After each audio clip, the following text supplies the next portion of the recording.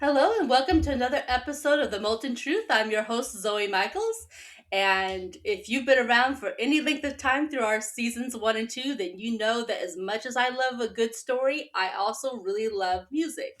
And music, in my mind, combines beautiful melody with the story. So we are here today with our musician, Jennifer Alvarado. Thank you for joining us, Jennifer. Yes, thank you so much for having me, Zoe. Yeah. So Jennifer and I, before the episode started, were just relating some common ground that we had some similar roots as far as places we've lived and some common ground that way, familiar areas, and that's really cool. I always love finding common ground. Most definitely. Yeah, it makes the conversation better. You have a tipping off Absolutely. point. So, yeah, definitely. Absolutely. So before we get too deep in, sometimes my memory just decides to play games, and so I'm going to ask you something that I would normally wait till deeper in.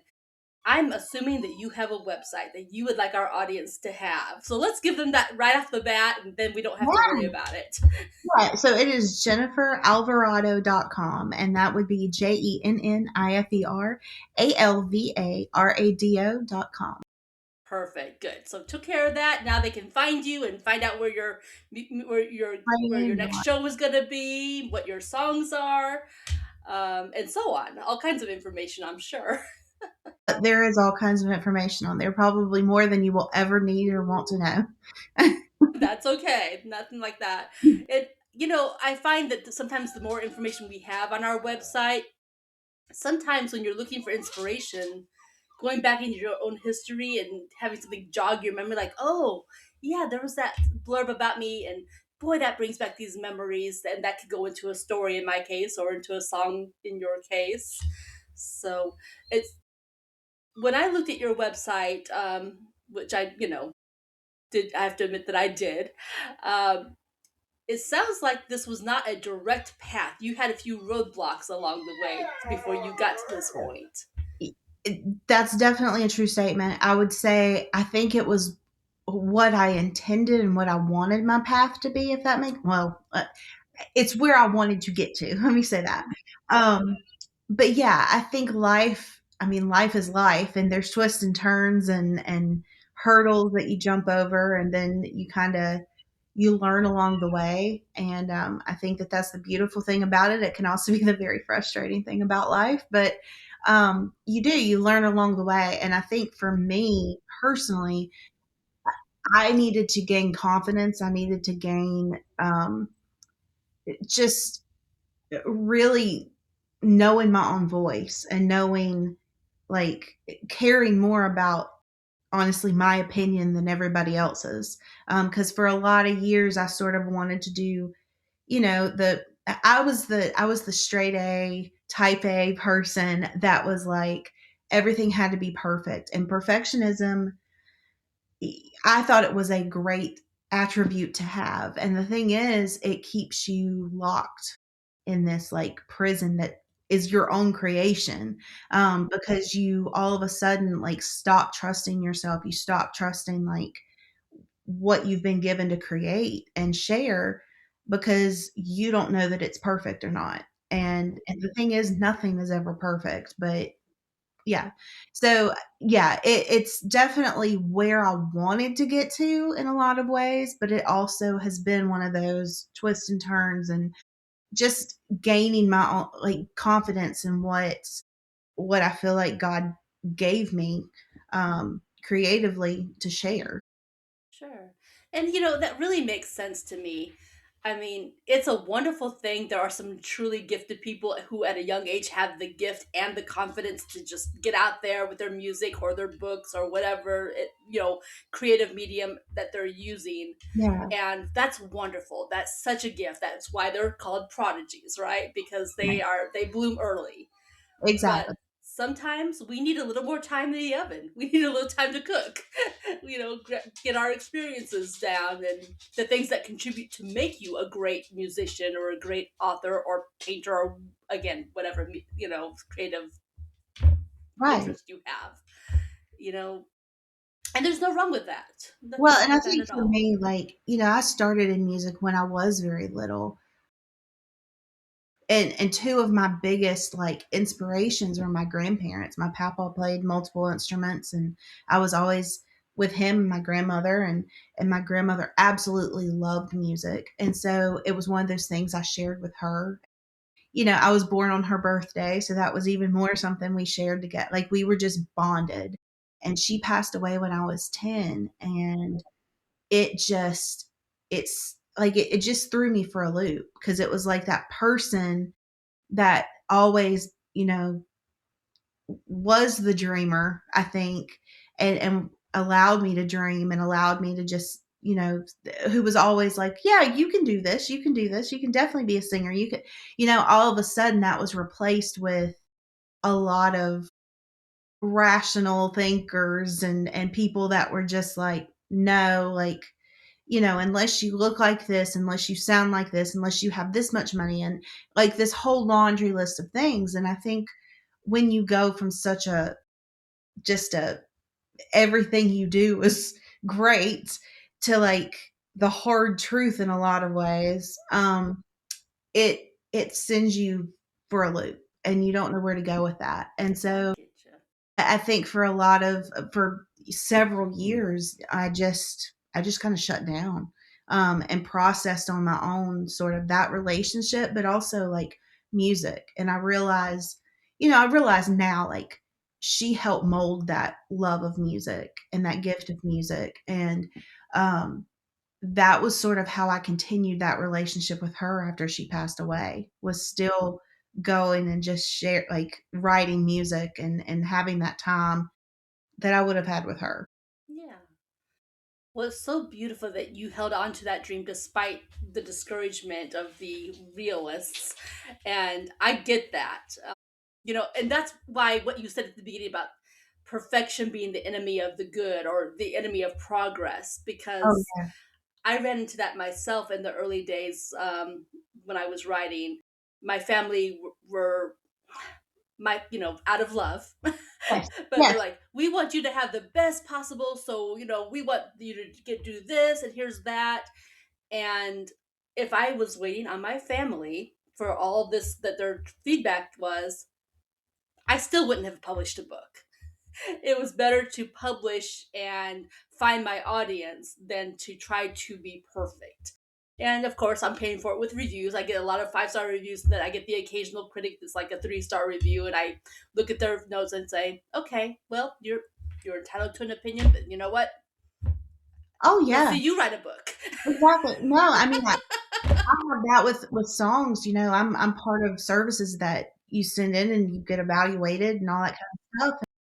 And sometimes they you get that thing back that's like, this is great and blah blah blah blah blah. This is a fresh idea and whatever. And then sometimes you just get like they hated it or whatever, and I've had to there's been those times even now that I have to look at it like, okay, take what helps and will make it better, Yeah, and throw the rest out, because exactly.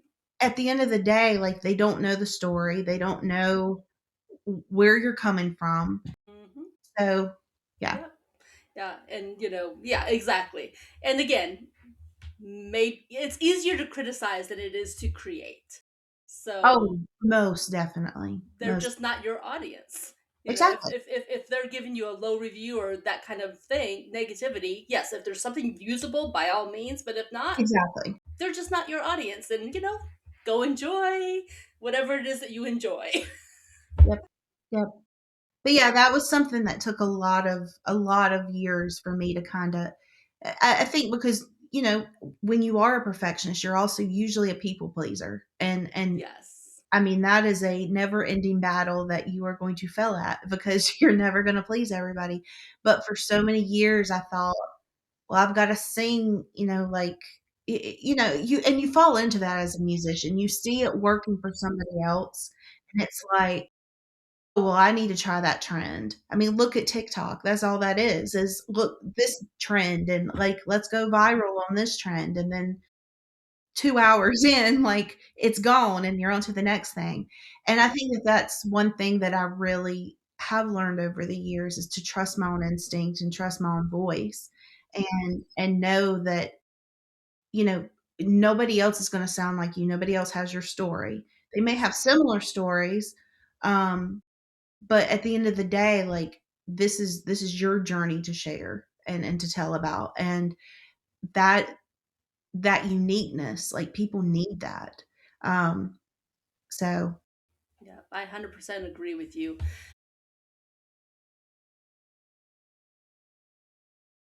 There's one thing about reinventing yourself. You look at examples that I'm going to pull just because these are the ones that come to mind from when I was growing up. You've got your people like Madonna who did change throughout her over whole time. career, Yep. and that worked for her. She was still true to herself, I believe, but she Right. was able to change gears. I've always been a big fan of Billy Joel. Again, he's got a style, but he's able to change. But Change it. no, there's no doubt that it's still authentic Billy Joel. Yes. And there's many others. I could do a laundry list, but we're not here to talk about those artists.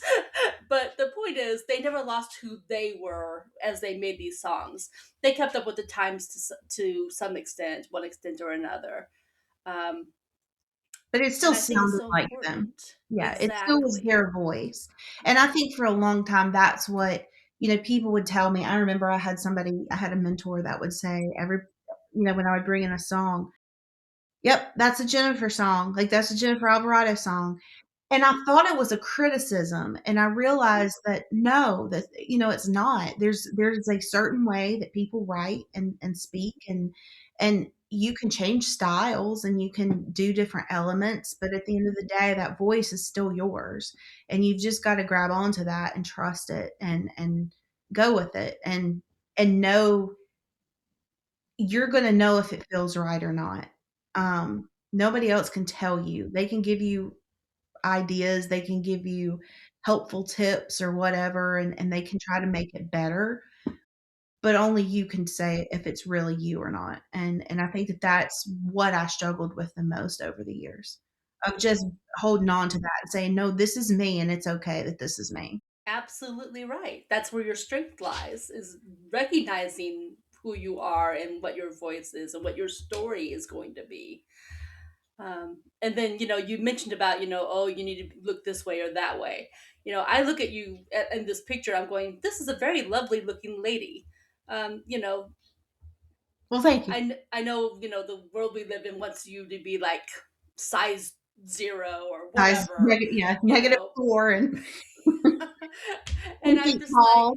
I would rather see a healthy looking role model, Oh, someone, agree, there's agree. just, let's face it, I we think all for me, can't be like, zero or even two or four or eight.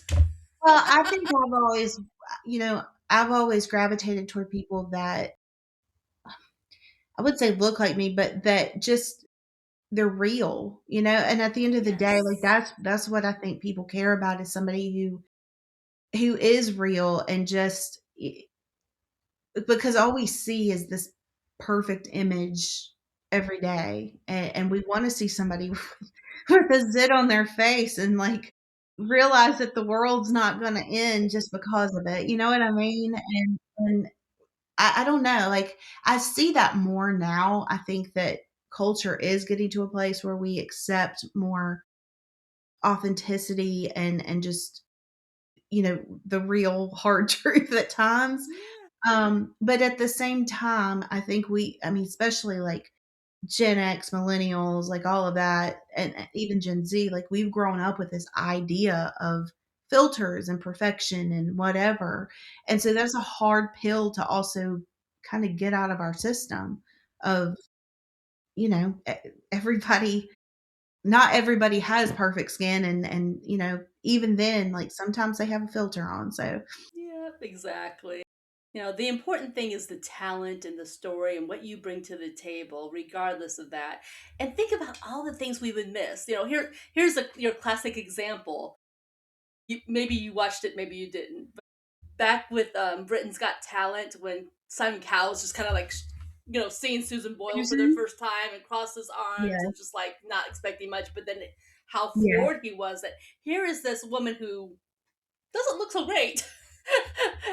But whoa, did she have talent in a big way? I mean, we heard about it clear over here in the States. So, I mean, that's pretty significant.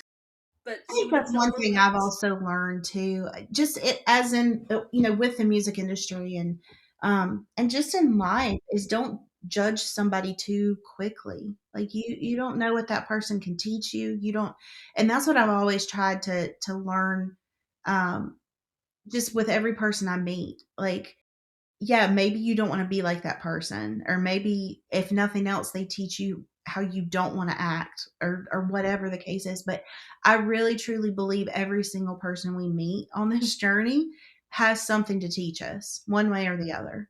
Like that time is not a waste, and so I feel like as society we've gotten so it's so quick, and we want to just get on to the next place that we think we're supposed to be, and we miss so many opportunities to grow and to like learn something from somebody. Absolutely. So let me ask you. Yeah, So as you got into these roadblocks, what finally helped you to be unstuck, to charge forward and pursue this dream? What was the catalyst? yeah. I think for one thing, it was learning that it sounds weird. There's a verse. So I'm a Christian, and I'm also still a worship leader and all that kind of stuff. So it just kind of flows in. But there's one that says, don't consider it joy, like when you actually have these trials and whatever. And for so long, I hated that verse, and I was like, how that's the stupidest thing I've ever heard. How can you consider it joy, like when you're not getting your way, and there's roadblocks and all of this. And the fact is, like, it does teach you. And I think that is honestly the biggest catalyst of what kind of helped me change my mind on things of keep going. Um, you're gonna run into things, especially when it's something that you should be doing, or you should probably be doing. Like if it means that much, then it's worth the struggle. And if it honestly doesn't mean that much, then the first little roadblock, you're just gonna be like, I'm out, I'm done. And and so for me, like it's honestly still kind of a litmus test of like how much does this mean to me? Because there are days that you wake up and I mean, you're a creative and you're in this industry, and there's days you wake up and it's like it just feels like such a rat race. It feels like you're chasing the next trend, the next sound, whatever the case may be, the next opportunity. And there's just days you wake up and you're tired and you're just sort of like, I just want to exist. But I think at the end of the day, if you didn't have those days, then you wouldn't have the really good days. Like you wouldn't have those moments of like, like look where I got to come to, and be grateful for those opportunities. And I think that's a huge thing, is just learning to be grateful for the journey and to express that gratitude. Like when a door does open finally, or whatever the case is. Absolutely. Yeah, and I like that, that scripture because it makes me think of like someone who lifts weights, for example. Yeah. It's that struggle, that Mhm. challenge just makes them stronger. Yeah. So, that's what sounds like you encountered these obstacles and it caused you to examine like how important is this to me, and so you pushed back and you strengthened yourself by meeting Yeah, those and challenges. I think also it gives you compassion for somebody else. It gives you an understanding, like, when you see somebody else struggling, it's like, "Oh, I've been in a similar place, or been there before," and you're able to speak into that person, like, "Hey, like, if I can make it through, so can you." You know what I mean? Like, I just I feel like there's so many ways of looking at things differently, and that was the biggest thing. I grew up in a very pessimistic house where, everything was sort of negative, and that was the thing I had to really teach myself to get out of, was that negative thinking of the world is against me and everything is always going to be bad. And it's like, yeah, if you always are looking for the bad, You're gonna you're find it every single time. yeah, Yeah. you will find it. It will find you. So, yeah. Yeah. I hear that. I love movies. I Yeah. always will. And it made me think of the movie Memoirs of a Geisha. Okay. You've probably seen that, right? I haven't. So No? now I Oh, no, I really need good book, really good okay. movie, Okay. both. Yeah, I knew the book, but yeah. Yeah. So the girl, was considered like water, Mhm. and that she would endure the most difficult, impossible situations, but water always finds a way through the cracks and still manages to break things through and reach what she wants. And that's what I'm thinking as I'm hearing Yeah. you. It's like, well, it's like water. Water finds its way through the cracks and eventually becomes stronger and eventually becomes this river and so on. Oh, So, yeah. yeah, I love that. Now I'm gonna go watch it. So yeah. that's right. And then you will probably write a song about it. Maybe. I am river, hear me roar. Had to go there.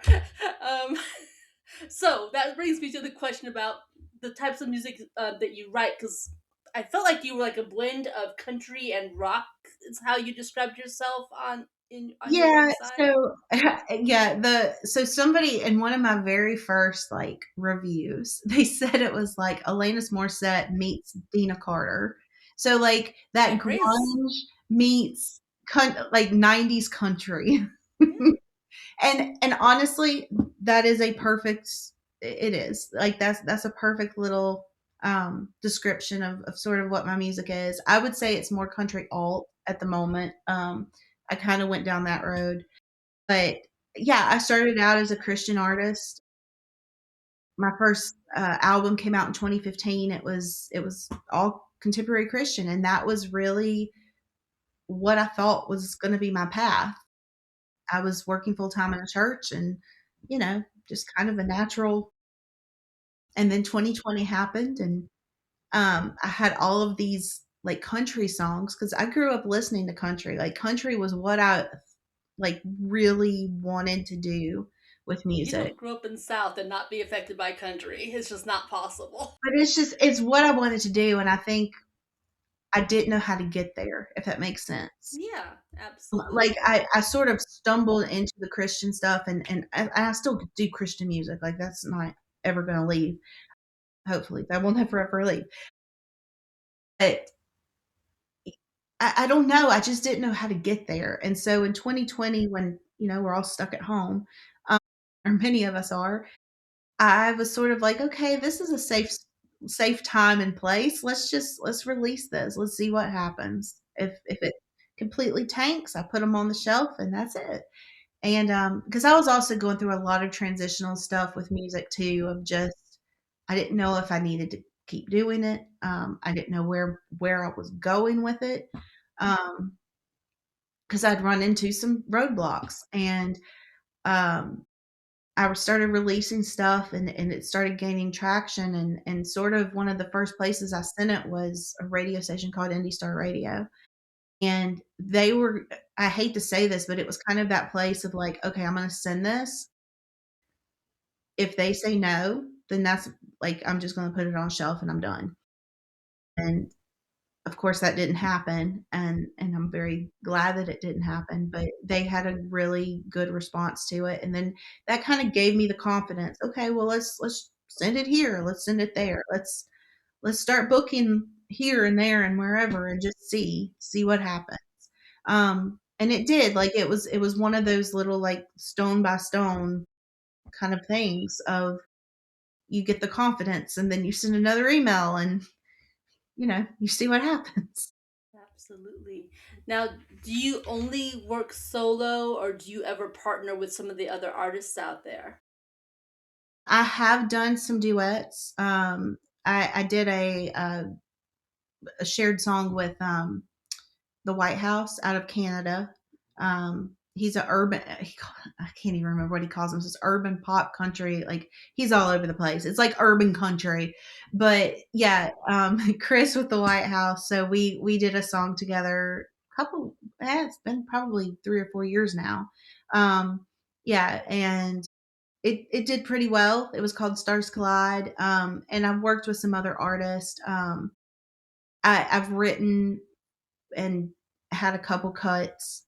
for people, one of which hasn't come out yet. But and then when I was doing the Christian stuff at the church I was at the time, like we released music, and so I had several cuts with them.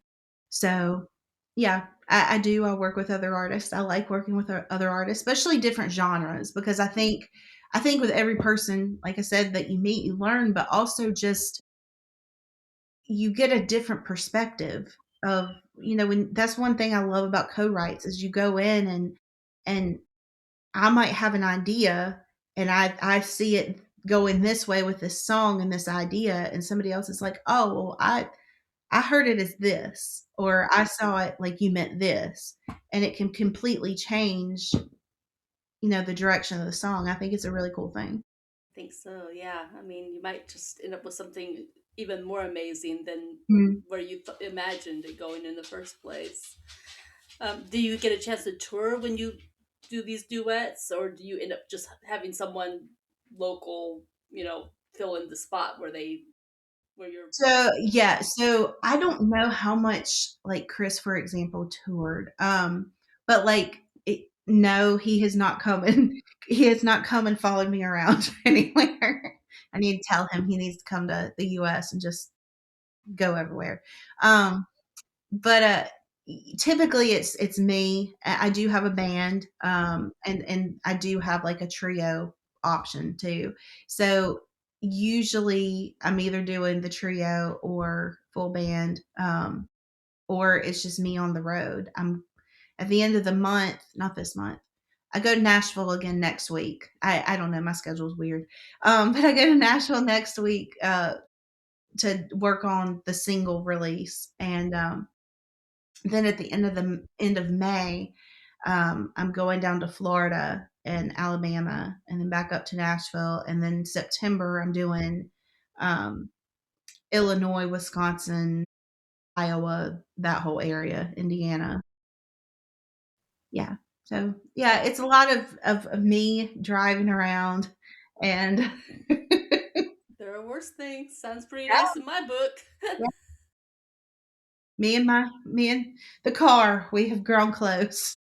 I bet. Well, these days that seems like it's the most comfortable form of travel.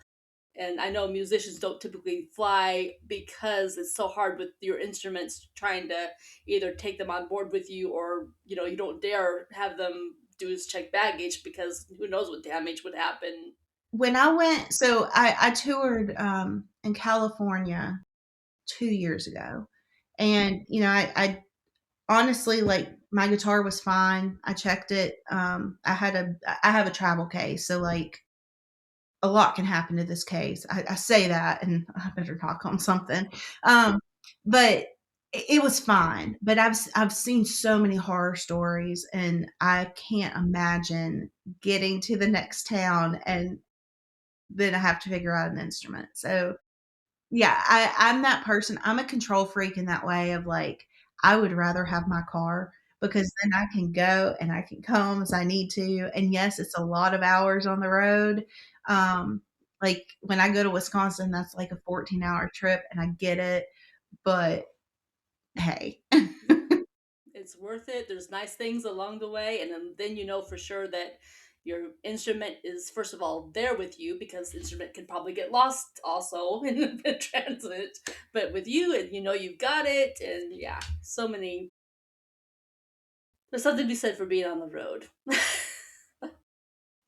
yeah. I mean, I think that you because other people are like, how can you drive all these places? And it's like, well, it's pretty easy. You just get in the car and go. But, I think part of that is my husband is wonderful, and I know that things are taken care of at home, and I know, because he doesn't always go with me. He does when he can, but, he's a counselor and he has a full-time job, and things get complicated. And, so I will say that that's the one drawback is just being away from home, because I am, at the end of the day, a homebody, and I love my husband, and I love our 2 fur children, and I miss them. But at the end of the day, it's one of those, what does it mean to you? And It's that's one part of of the the package. yeah, and It's that's what one you of the have to things you do. have to weigh with this. Yeah. Like, what does it mean to you? What are you willing to kind of give up to do this? And yeah, It's nice that he, at least when he's able to, he does join you. At least yeah, that's something, you yeah. know. He's super supportive. You know, and he's not a musician. He doesn't necessarily go to shows and love like going to concerts all the time or anything like that. Like he just never has. That's not his thing. But he will support me day in day out, and yeah, I'm very appreciative of that. Was it his support that made the difference in helping to remove the roadblocks? Yes, yes.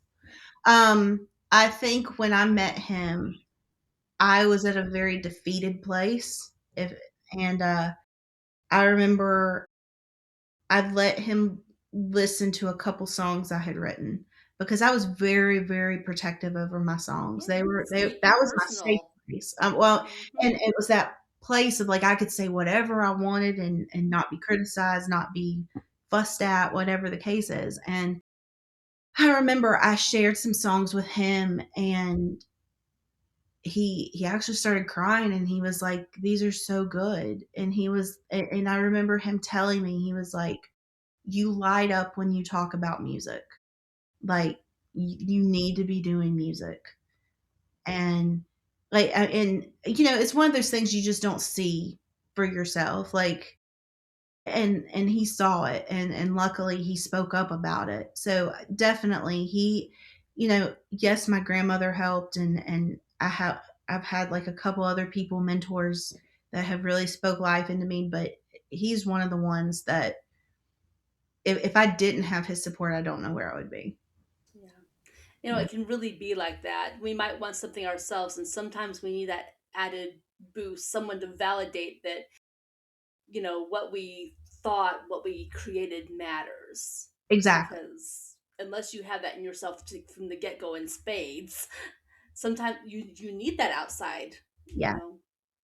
Well, I think I was just at a place of like, well, like you know, you shouldn't be a dreamer. You should just be rational and go get a, you know, big Real girl job. job and yeah, a normal 9 to 5 job, and this is life, and it's fine to do music, but it needs to be a hobby and needs to be in like your basement where nobody can hear you. And so yeah, like and for example, like he tricked me into even becoming a worship leader. I know that sounds weird, but like he was like, "Hey, they just need you for one song," and then one song became like every week, you know. And so I can't express enough gratitude for him because he's the one that saw it.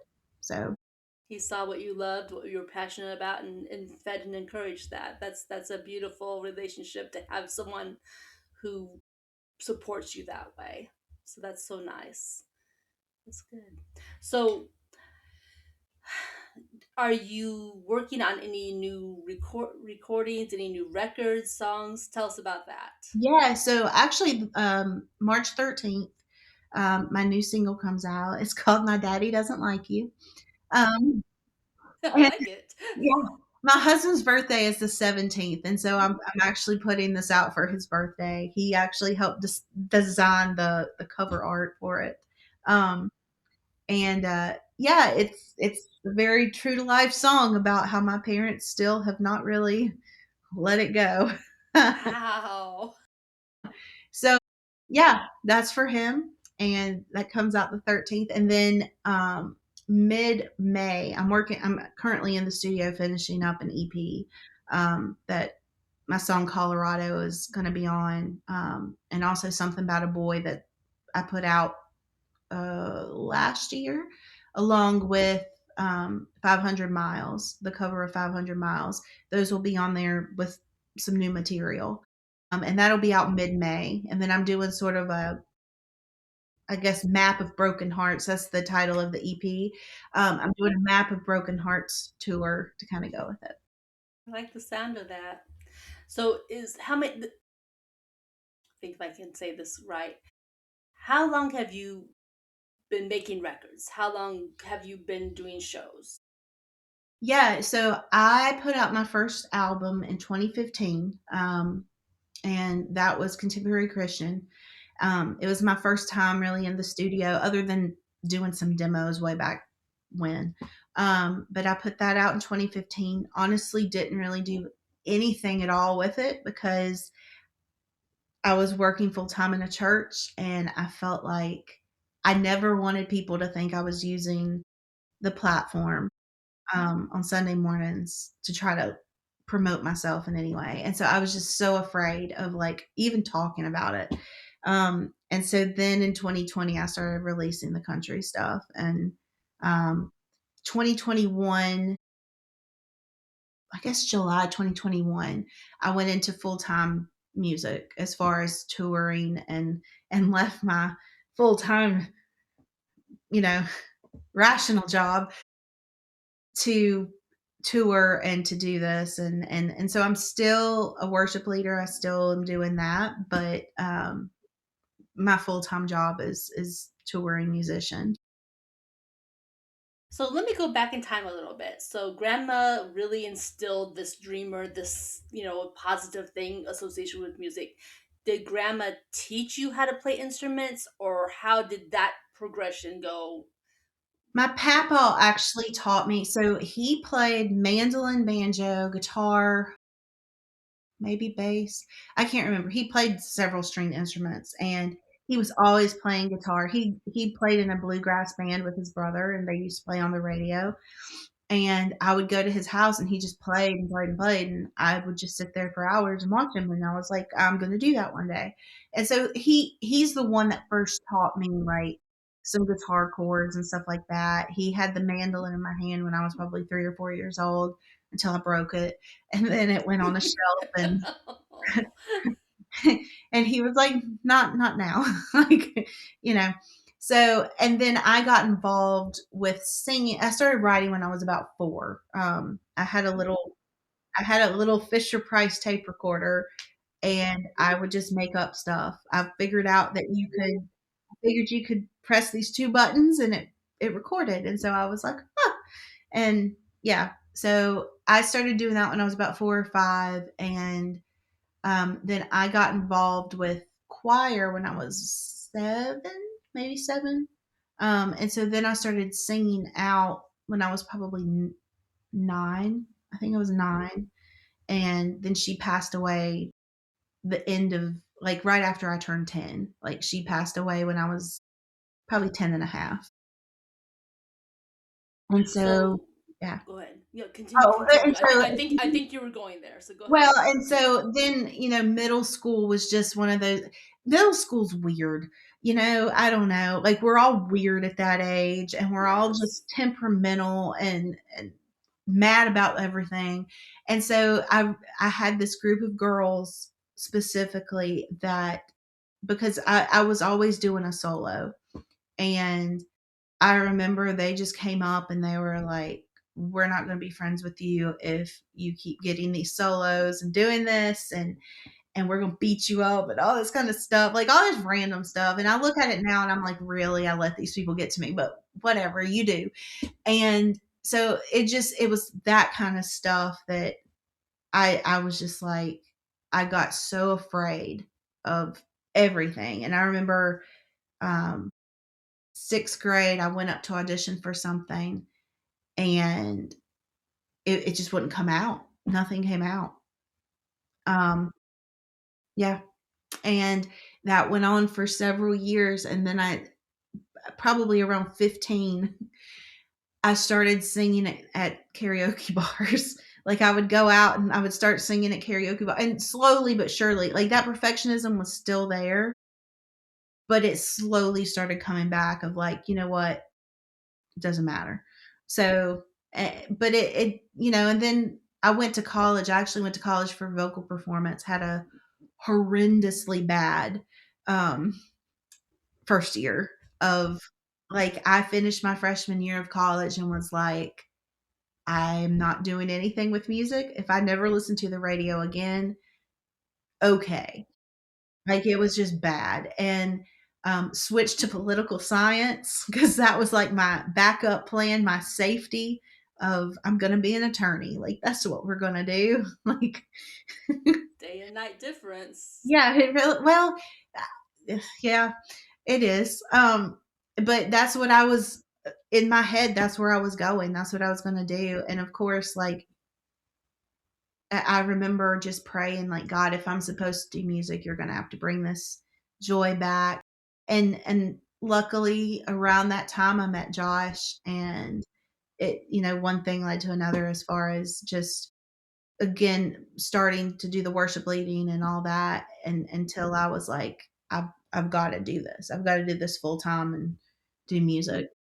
So I get that you were a singer and that came to you naturally from the beginning, but I'm seeing behind you that there's a guitar. So I'm It thinking did. you must play. Oh, and a piano as Oh well. yeah, yeah, I do. I do. I So play guitar. so at what point did you learn to play your instruments? Because I'm guessing that must have been a little bit later after the mandolin incident. Yes. I played a little bit when I was probably 6 or 7. Like, started learning a little bit, and then I didn't take start taking any lessons until I was maybe 14, 13 or 14. And the whole Okay, reason I picked up guitar, like I always played a little bit of keys, just knowing where stuff was. I did end up taking lessons, but I just never I write with keys, but I do not claim it. If I've got to fill in, like I'm like this the whole time. So I don't know. Same thing with bass. I can play bass. I can play mandolin, a little bit of it, and all that. But well, I'm more comfortable with mandolin, than bass, but yeah. But yeah, guitar, I think I started I was I'm pretty sure I was 14. I think I got my first guitar when I was 14, and the whole reason was because I wanted to be able to write. I had all these songs, and I was like, "Yeah, but I can't play them anywhere. Nobody knows how they go, and right. I'm not just gonna sing a solo, like, or a cappella." Like, so I started playing just honestly to be able to write and be able to play stuff out, even though I wouldn't share it. So, But you still were working toward that, even though you had these, I'm going to call them dream stealers working against you. You still had that inner drive to learn these things because it fed something inside of you. yeah, definitely. Yeah. I love honestly, even now, like, oh, probably, I don't know, 5 or 6 years ago, I used to teach ukulele, um, and I had not played ukulele, but it's pretty similar It's, to yeah, yeah. string. So, Yeah. anyway, so I, learned it enough to be able to teach it, and, um, I don't I just love instruments. I think they're really cool. I think, all the different sounds, and yeah, I geek out on that kinda stuff, so I just love that. And I applaud that you didn't just give up trying to learn guitar after a certain point or the keyboards, that you pushed forward and let that drive you to push forward to learn it well enough to be able to write your music. I can't tell you, I fiddled with the guitar and with the piano myself, and I never had that drive to finish because I was like, nope, frets hurt my fingers, I'm done with this. After a certain point I was like, nope. My little brother picked up my guitar, started playing like he'd been born playing the guitar, had never taken a lesson. I'm like, okay, I'm done. I don't have that talent. I'm not going to go there. So well done, you, well, that you pushed thank forward you, and learned. And here you are, right? thank you. So, No, I tried to very early on in our relationship, I tried to teach Josh guitar because he wanted to learn, and I think we made it, like, through 2 lessons, and he was talking about his fingers hurting, and I was like, "I can't deal with you, like, I can't deal with this. you Like, have to either want it push badly through it or enough, I don't." think. Yeah. Yeah. Until they invent something you can put on your fingers to deal with that. Oh, But I don't think my it's poor such a thumb, thing. like, if you look at my nails, they're disgusting. Like, I don't like, I will never have, like, pretty nails because I play guitar, and I don't care, and, like, this nail especially, like, because I don't play with a pick, so I grind this nail down every time I play, basically, and I have split this thumb open so many times at this point, but anyway. Price you pay for music. And you've also told us then how to find the musicians around us when we're out and about. Just look at their fingers and Look their at their hands fingers. really Well, closely but and that's not always true. If you, because some of them pick a lot and like they'll have long nails on one hand. So my friend James is like that. He's got these really long nails on one hand. I don't know. Anyway, so much for that theory. Okay, so as we're wrapping up, we yeah. have the random question from the previous Okay. guest. And the previous guest asked the question, explain what your favorite cartoon is and why. Well, I can answer this so fast. Yes. Okay. Well, I honestly do not like cartoons. Even as a kid, I did not like cartoons, but there was Okay. one. There was one I absolutely loved, and it was Jim and the Holograms because my initials were JEM, and I thought it was created especially for me. It's basically this girl that worked in like a foster home, and her father had like a recording studio or something, and so she had these like magical earrings that she when she put them on, she would turn into a pop star or a rock star. And she had like this double life. It was basically Hannah Montana before Hannah existed. But I swore like this was gonna be me because her name, That's I mean, it's my name, duh. right. And And the thing so you wanted to do. I mean, it sounds like it was tailor made just for yeah, you. it was. I just didn't Wow. know it. And it canceled before I was even able to watch it. But hey, I watched the reruns. So anyway, but yeah, that's it. That's my favorite. Yeah, that's a great story. It's very good. Okay, and then you are going to have a question for our next guest. Okay. What is your favorite comfort food?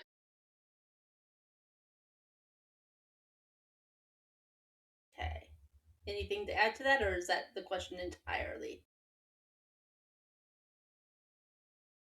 Maybe put in there the preface of like if you're having a really bad day Okay.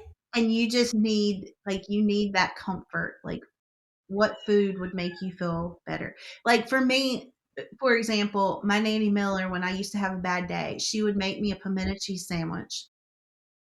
And nobody's ever made a pimento cheese sandwich like that woman made a pimento cheese sandwich. There's a special art to it. Well, hers was an art. But Nice. I remember just if I'd have a bad day at school or whatever, like, you know, that's what would make me feel better. So, That's so sweet. That's so nice. It's funny how we attach memories to foods or songs, and they bring up certain emotions in us or certain memories in us whenever we hear it, in the case of a song, or taste it. I mean, yeah, there's just certain things that just, it's like traveling back in time. most definitely. Yep. Yeah.